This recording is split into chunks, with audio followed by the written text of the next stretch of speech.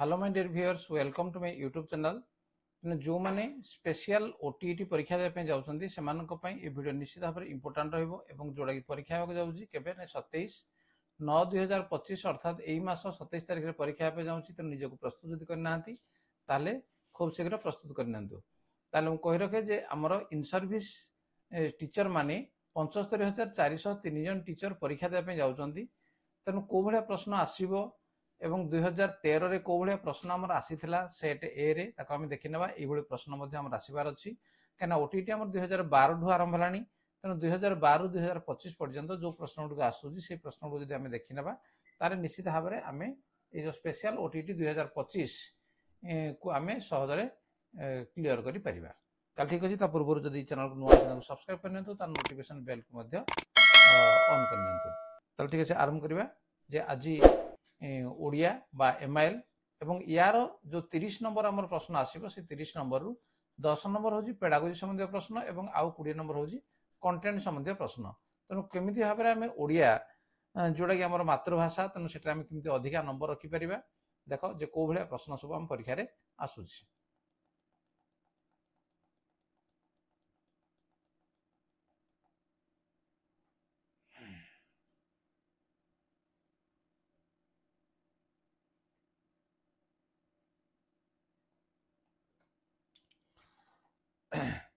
देख ये हूँ आमर 2013 पढ़ा ओडिया क्वेश्चन। निम्न प्रदत्त अनुच्छेद टी पाठ करी निम्नलिखित प्रश्न नंबर 31 रु 35 पर्यंत तार उत्तर आम देवा। तेणु ये गोटे अनुच्छेद आम आसी से अनुच्छेद को आम ठीक भाव में पढ़ा मन दे एवं तापर 5टी प्रश्न से अनुच्छेद को नहीं आसो। ताले अनुच्छेद पढ़ने चरित्र बल अनंत से बल पाखे अन्य बल नुहे मनुष्य जहा हेबो बा जहा करिवो सबु ताहार चरित्र अंतर्गत। चरित्र स्थिति चरित्र मुक्ति अर्थात मानव जीवन सार्थकता। मनुष्यर आउ कि बल लोड़ा शरीर मन अधीन क्रिया इच्छार दास। शरीर बल बल नुहे शारीरिक कर्म कर्म नुहे सबु बलर आधार मनरे। कार्य ही बलर अभिव्यक्ति।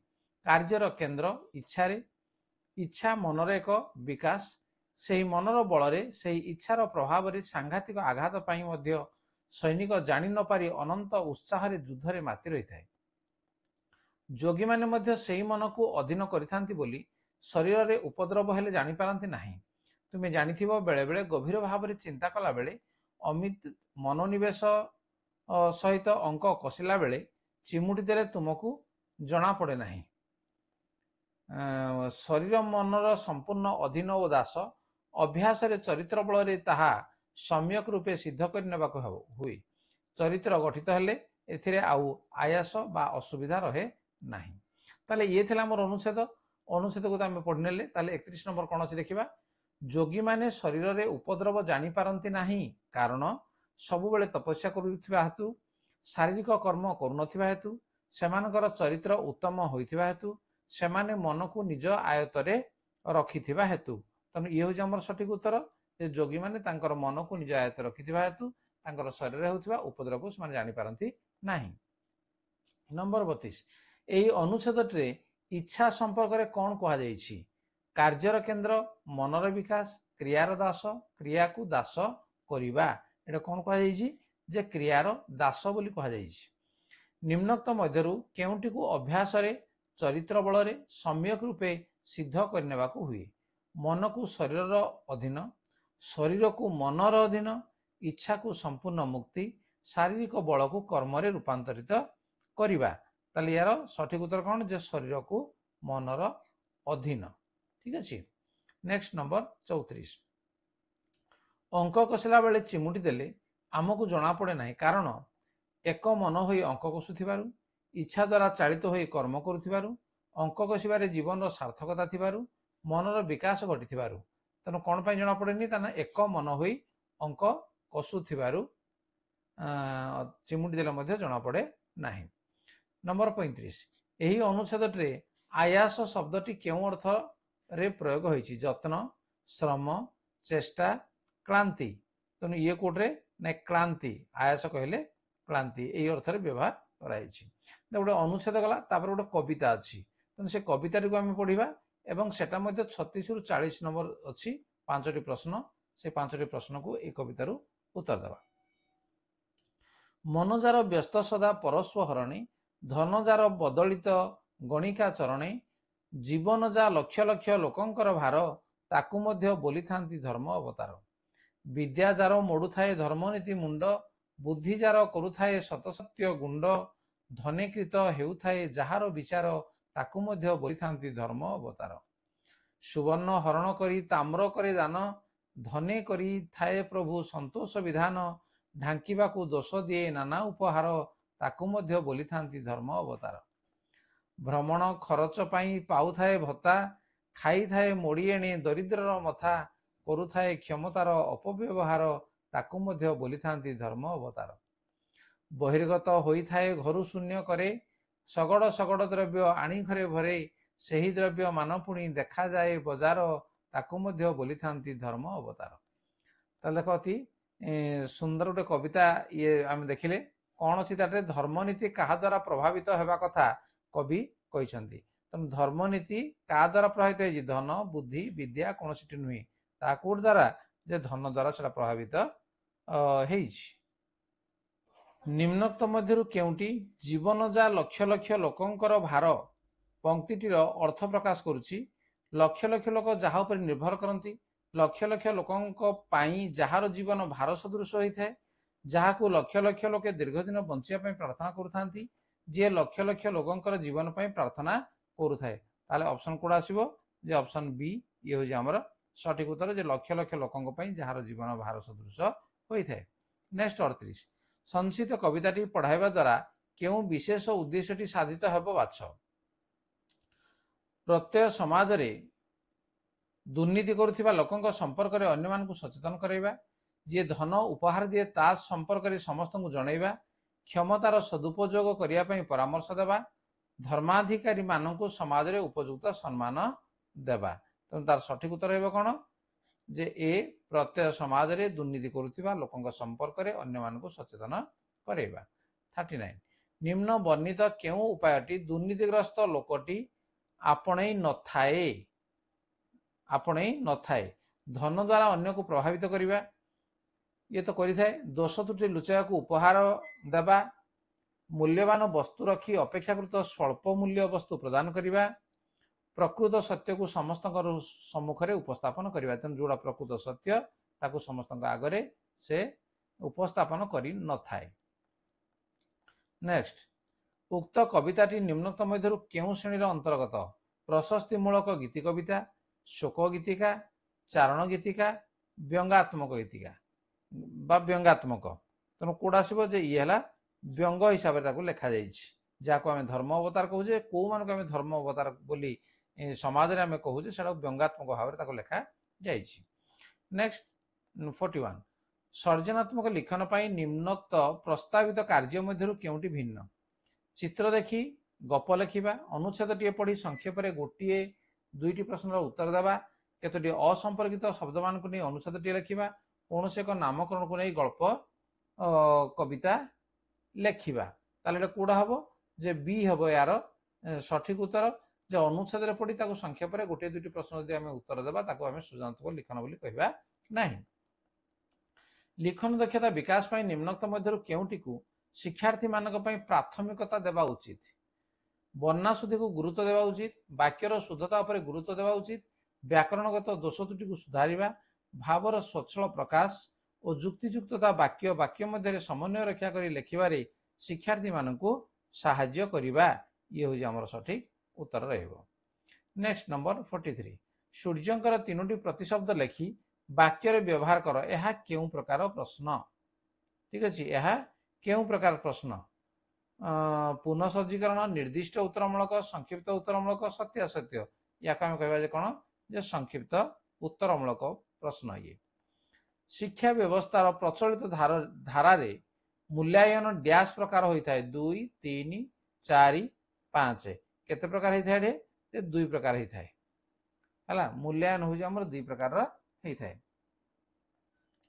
विद्यालय रे प्राचीर पत्र बा वाल मैगजीन प्रकाश करने विद्यार्थी मानकर लिखन दक्षता वृद्धि पाइब, वर्णन शुद्धि दूरीभूत हम, सर्जनात्मक दिगटी विकसित हम, विद्यार्थी माने विद्यानुरागी हेबे। तेणु तार सठिक उत्तर है कौन जे सर्जनात्मक दिगटी विकसित हम। मूल्यांकन क्षेत्र में पर्यवेक्षणटी निम्नोक्त क्यों धारार अंतर्गत? पर्यवेक्षण कौ धारा अंतर्गत? लिखित, साक्षात्कार, मौखिक कौन सी नुहे? ये हूँ आमर मौखिक धारा। केउंटी सामग्रिक मूल्यांकन बा समेटिव इभालुएशन नुहे?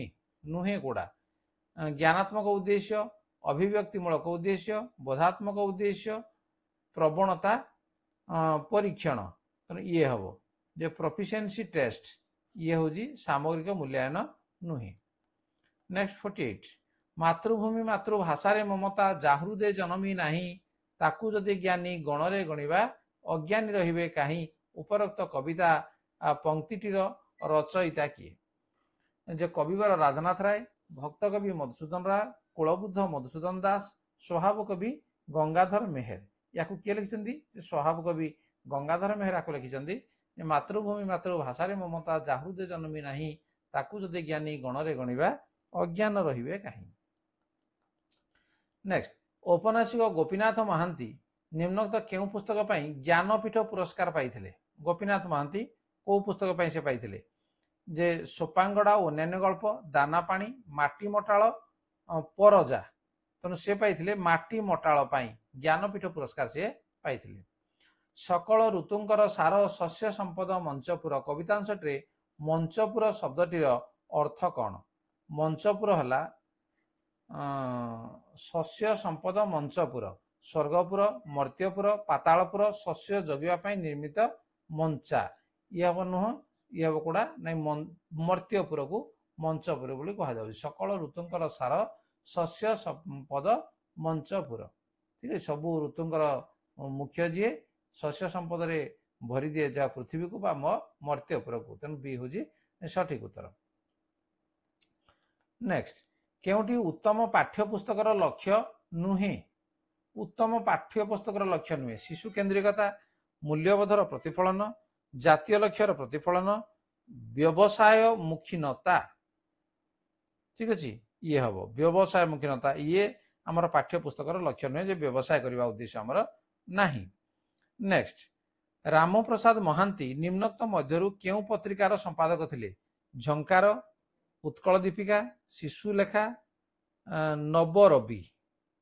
तेणु या भितरु से थिले शिशु लेखा ये पत्रिकार संपादक थिले।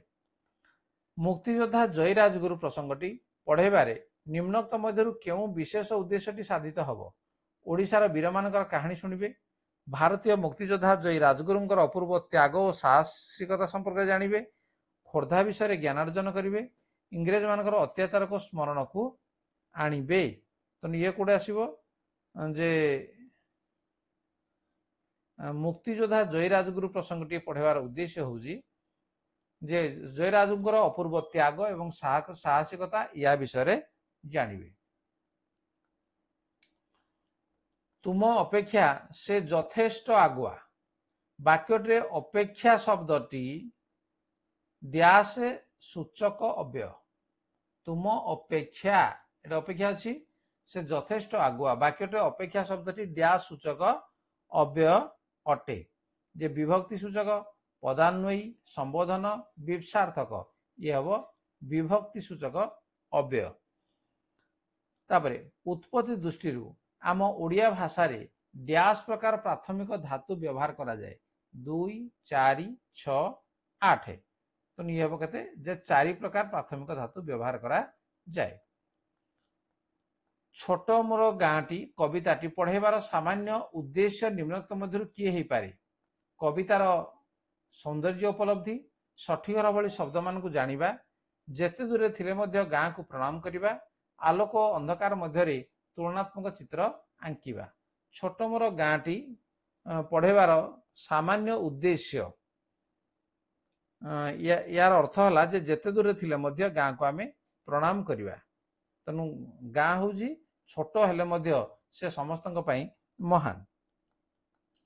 संवादपत्र गणतंत्र चतुर्थ स्तंभ यही वाक्य चतुर्थ शब्दटी डैश वाचक विशेषण संख्या, परिमाण, पूरण, तुलनात्मक। तेणु ये हूँ आमर पूरणवाचक विशेषण। ठीक अच्छे। नेक्स्ट निम्नत मध्यरु केउंटी समूह अर्थ को प्रकाश करू नाही समूह अर्थ को प्रकाश करू नाही राजी पुंज आवली कुंज तो ये है कुंज जोड़ा कि समूह अर्थ को प्रकाश करिवो नाही हस्ताक्षर लिखन रो उद्देश्य कौन हस्ताक्षर लिखन रो उद्देश्य निर्भुल लिखिबा निर्भुल यथासंभव गोल और सुंदर कर लिखिबा निजे पढ़ी पारथिबा भली लिखिबा गारो ऊपर लिखिबा अभ्यास जारी रखिबा तो ये हम कौन जे निर्भुल यथासंभव गोल और सुंदर करी लिखिबा नेक्स्ट दुईटी स्तंभ बा विभाग रे दिया जाइथिबा शब्दपुंज मध्य रे संपर्क स्थापन करने को निर्देश दिया जाइथिबा प्रश्नटी निम्नत मध्यरु केउ विभाग अंतर्भुक्त जे सत्यासत्य मेलक दृष्टांत वर्गीकरण तो ये हम कौन ना जे मेलक प्रश्न ठीक अच्छे ताले आमे आलोचना कले जे 30 टी हमर एमआईएल बा ओडिया विभाग प्रश्न तो ये प्रश्न आम जदि बुझी बुझी जदि करवा ताहले प्रायतः हमर भूल हम ना अधिका नंबर रखिपर अर्थात पास करने जो नंबर से कौन असुविधा हम ना ताल ठीक अच्छे वीडियो को प्रथम शेष पर्यटन देखिए धन्यवाद एवं जदि चैनल को नुआ आछन ताला सब्सक्राइब कर नियंतु ता नोटिफिकेशन बेल को मध्य ऑन कर नियंतु एवं वीडियो को मध्य अन्य सार मान को ताको सेंड कर दियंतु तनो आपण जानिबा सहित अन्य माने मध्य ताको जेमति जानि जिवे। Yeah.